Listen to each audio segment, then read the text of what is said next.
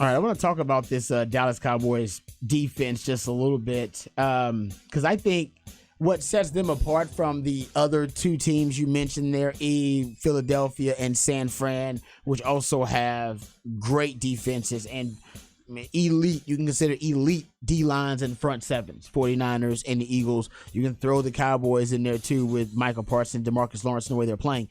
But the secondary for the Cowboys, I think, sets them apart from those other defenses. By the way, the Cowboys, it's only 2 weeks, so small sample size. Lead the NFL in sacks, pressure rate, takeaways, total defense, and scoring defense. Gosh. So they are right now the best defense in the league statistically. There is no question. You can talk about the opponents they face and all that, but it's still a very small sample size. I think they're going to continue to trend as the best defense in the league.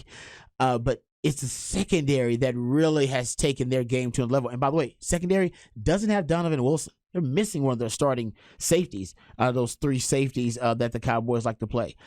How about this stat for Trevon Diggs? And I know he's been a very polarizing player because he's a high risk, high reward player, but last season he lowered a lot of that risk and kept the reward relatively high, and he's getting some more consistency in his game, stabilizing his game so that he's not such a volatile player, but he is arguably the best ball-hawking defensive back in the league.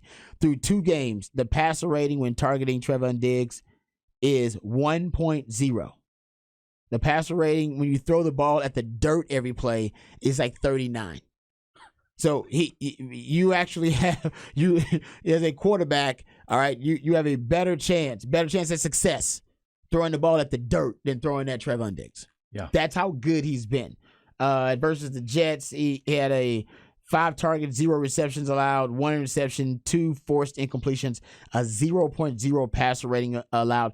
Remember, I told you guys this. Remember, when he was at Alabama, he basically had only played the cornerback position exclusively. So when we first got there, he was playing wide receiver and safety, and they were playing him all over the place. And then he played it exclusively his sophomore year. I believe he had a competition, ended up getting benched at one point. He also had an injury the next season.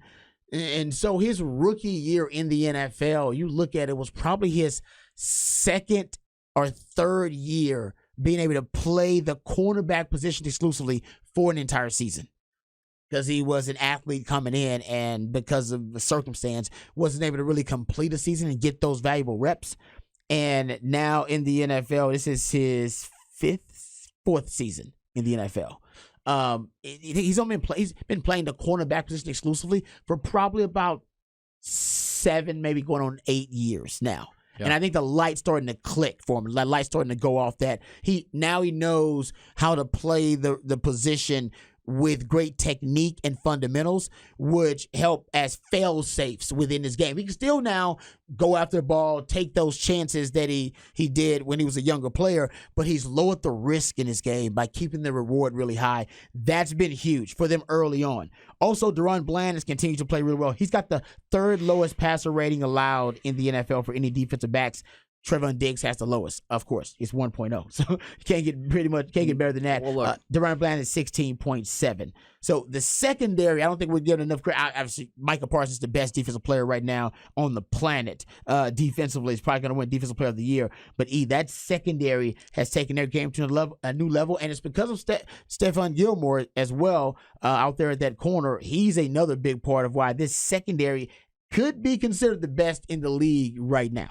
Yeah, and the defense. Look, I mean, aside from the Garrett Wilson touchdown catch on Sunday, I mean, this team has played almost 2 perfect games. I mean, I don't know they've played and faced Daniel Jones and Zach Wilson, and they'll be tested further at the quarterback position. But 40-0, and then if you take away the Garrett Wilson touchdown, that's a 30-3 beatdown. So one play that a defense an offense has made against them. The other part of the Cowboys win that we didn't talk probably enough about yesterday because we were talking about so much Longhorns in the win over Wyoming.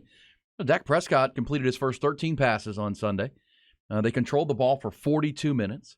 This was the recipe, right? Control the football, keep your defense fresh, and let them attack. And yes, the addition of Stephon Gilmore to go with Trayvon Diggs and those safeties, that's one of the best, if not the best, secondary in the league. To go with one of the best pass rushes, if not the best pass rush in the league. And that's why they've been so overwhelming so far. The real test for the Cowboys will come, I think, 3 weeks from now when they play San Francisco. San Francisco. We'll see the Cowboys play at Arizona this week. They're confident that Tyler Smith, the left guard, will play in this game. I think he's going to be back on their offensive line, which bolsters their O-line. But they'll overwhelm Arizona, much like they've done for the first two opponents. Then they play New England at home. And then they go to San Francisco, week 5. That's obviously a huge game, to say the least. But the Cowboys have been, we kind of chuckle about Mike McCarthy a lot of times. They've been outstanding through 2 games. There's not been a team that has been as well coached and as well prepared for 2 weeks than the Dallas Cowboys. I agree with you. And nobody's been as dominant as the Cowboys. And it is because the Cowboys decided, and as an organization, I think it was smart. There are 2 ways to win a Super Bowl in the modern era: elite quarterback play or elite defense / elite pass rush. That's just it.